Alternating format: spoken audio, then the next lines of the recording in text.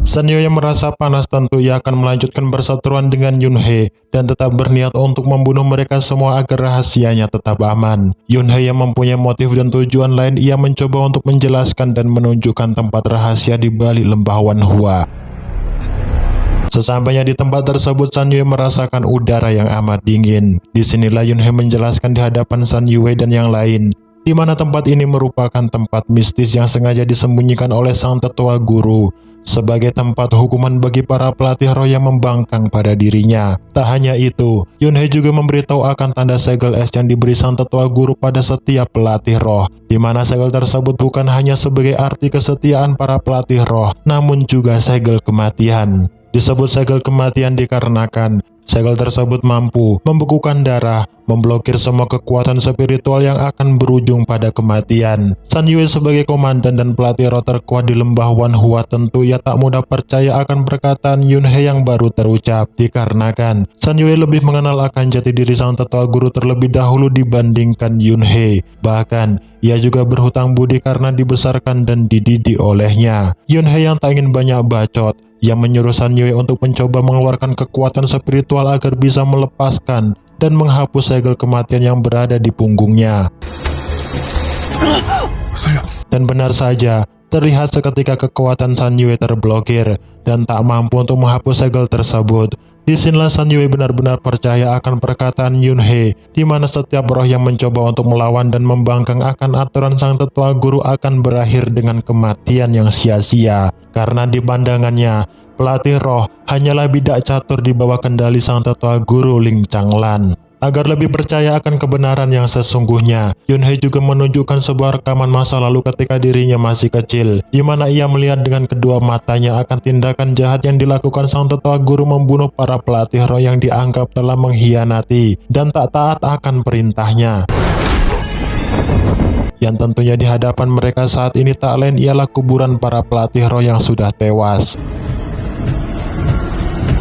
Yunhei yang sudah tak tahan akan kondisi yang dialami saat ini, tentu ia mengajak dan membujuk San Yue bergabung dengannya agar bisa keluar dari dalam lembah Wanhua untuk menjalani kehidupan yang normal tanpa diatur dan diperintah. Tentu, San Yue menerima akan hal tersebut, di mana dirinya juga sangat menginginkan kebebasan agar bisa menjalin cinta tanpa sembunyi-sembunyi dan berhubungan gelap. Singkat cerita, keesokan harinya, terlihat hubungan Yunhei dan Chang Yi semakin dekat dan romantis. Chang Yi yang tak ingin melihat Yunhei sengsara dan terluka kembali. Ia berjanji jika suatu saatnya tiba, ia akan membawa Yunhei ke dalam istana bawah laut yang penuh dengan kedamaian dan ketentraman.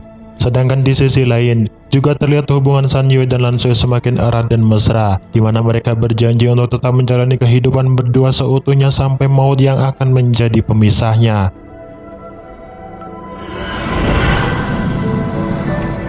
Akan tetapi tindakan yang mereka lakukan diam-diam diketahui oleh salah satu murid penjaga dan melaporkannya pada Nona Suyu akan keganjilan yang terjadi 3 hari terakhir di dalam goa penobatan. Akan tindakan rahasia yang dilakukan oleh Yunhei. Nona Suyu mendengarkan akan hal tersebut, ia segera memberitahu Hawking akan tindakan rahasia yang dilakukan oleh Yunhei. Tanpa butuh waktu yang lama, sang asisten tetua guru King Sun mengumpulkan mereka semua di dalam aula Ling Feng. Karena tak ingin berlama-lama, sang asisten King Sun memberitahu dan mengingatkan mereka semua bahwa hukuman terbesar dan terberat lembah Wanhua, yakni menjalani asmara satu sama lain antara pelatih roh dan pelayan roh yang dipilih dari alam bumi. Sebab itulah King Sun mengumpulkan mereka karena usai mendapatkan laporan dari Tuan Muda Hawking akan kejadian ganjil yang mengarah ke hati dan perasaan cinta. Karena sebuah larangan, tentu sang asisten akan menguji dan mengukur hati perasaan mereka lewat cermin Dewi Abadi, di mana cermin tersebut mampu menunjukkan dan membuktikan perasaan seseorang hanya cukup dengan setetes darah. Secara alami, jika mereka mempunyai perasaan cinta, maka tetesan darah tersebut akan menyatu dengan sendirinya. Mendengarkan akan hal tersebut, tentu Yunhei sangat resah karena keberadaan San Yue dan Lan Sui sedang tak baik-baik saja. Lan Sui yang tak ingin kekasihnya dalam bahaya, ia berniat untuk meninggalkan tempat tersebut dan menganggap bahwa dirinya tak pantas berada di dalam lembah Wanhua.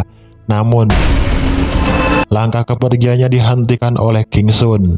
Melihat Hawking terluka, King Sun memutuskan untuk mengundur pengujian darah keesokan harinya dan menyuruh para pasukan untuk membawa Lin Sun ke dalam goa pengasingan. Nona Luo yang tak ingin melihat Yunhei dalam bahaya, ia berusaha keras membaca buku spiritual kuno agar bisa menemukan petunjuk agar bisa menggagalkan ujian tetesan darah esok hari.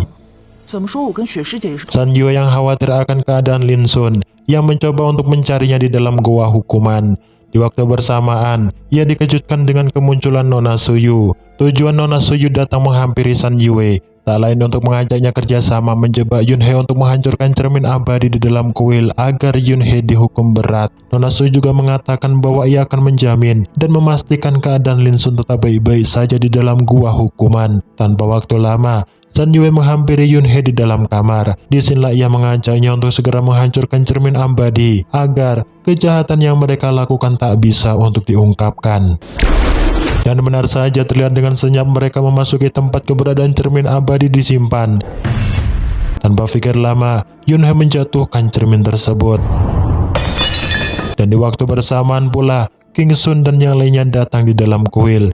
Dengan akal bulus, San Yue berhasil membalikan fakta memojokkan Yunhei agar dirinya tak disalahkan. King Sun yang melihat akan kenyataan tersebut tentu ia akan menghukum kesalahan Yunhei dengan seberat-beratnya.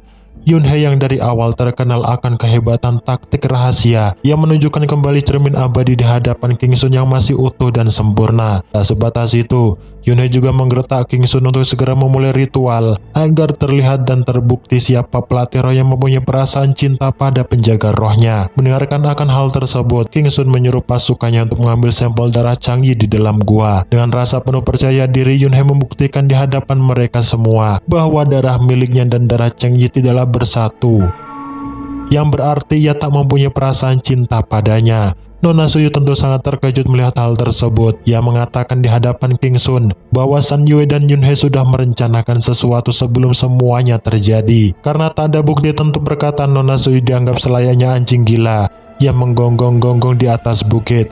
Tak sebatas itu, Yunhei juga memanggil Xiao Xing untuk membawa masuk Lan Sui agar diuji kebenaran akan perasaannya. Dengan rasa pede, Lan Sui meneteskan darahnya di atas cermin abadi. Dan benar saja, uji perasaan mereka lolos yang terbukti bahwa darah mereka tak bersatu.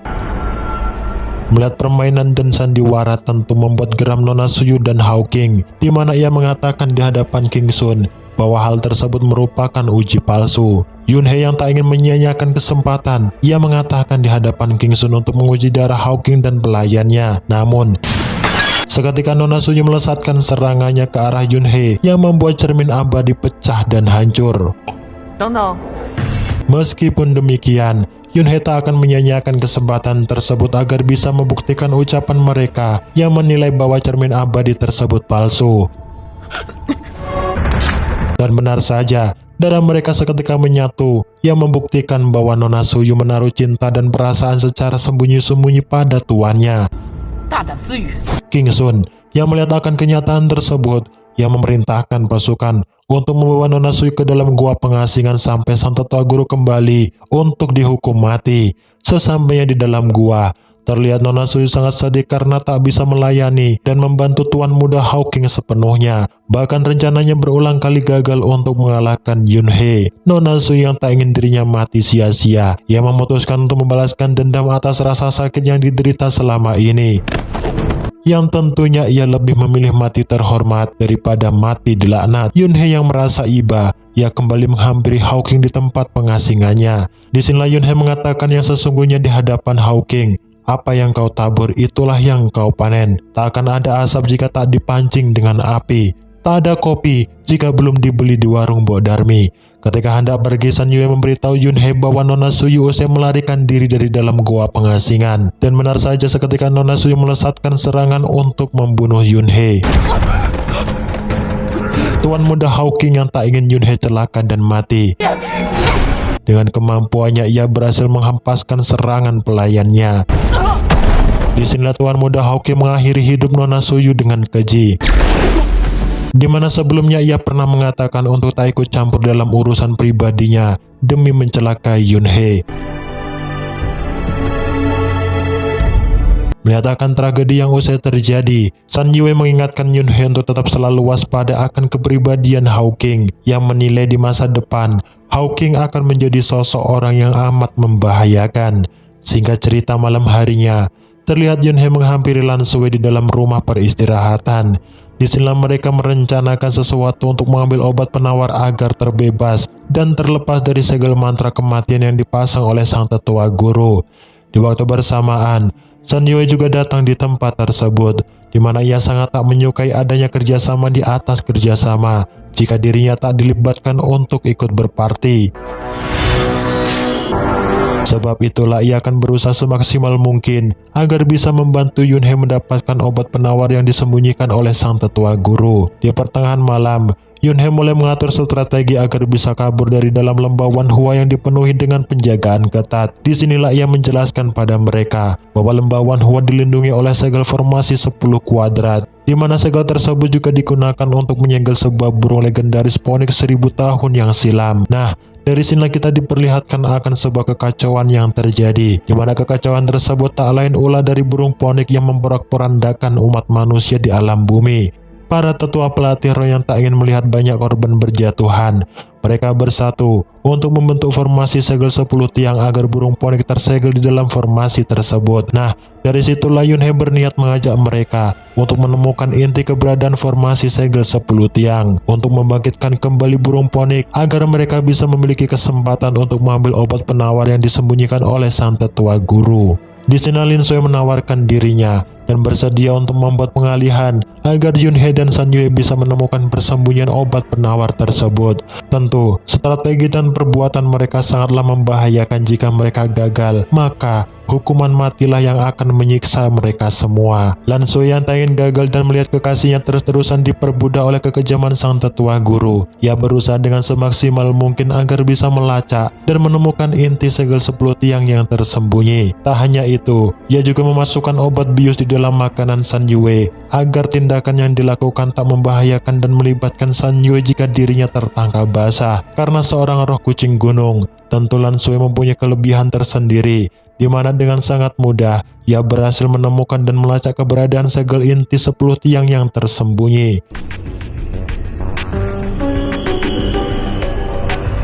Hawking yang dari awal sudah mengetahui tindakan Yun He dan Sun Yue, ia kembali menghampiri King Sun untuk membuktikan kejahatan yang mereka lakukan secara diam-diam. Dan benar saja, tanpa waktu lama, Hawking berhasil mengelabui dan menipu Sun Yue yang usai bangun dari tidurnya.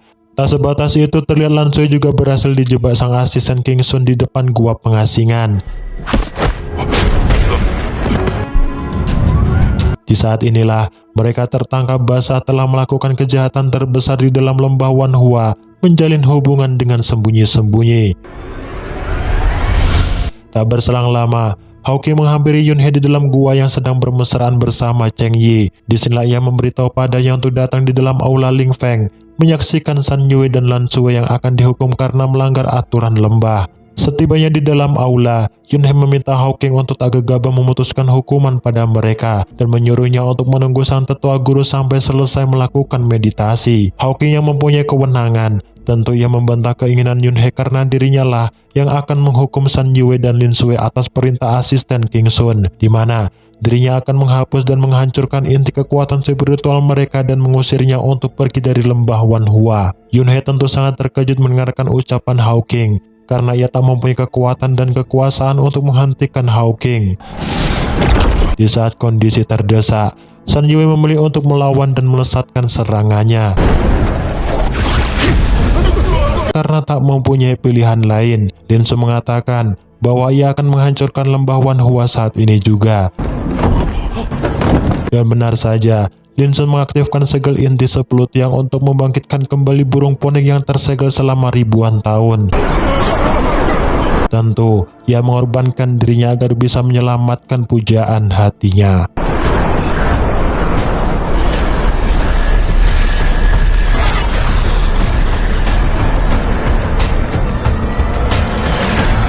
Wu Yi Wu Shen, 恕你破阵。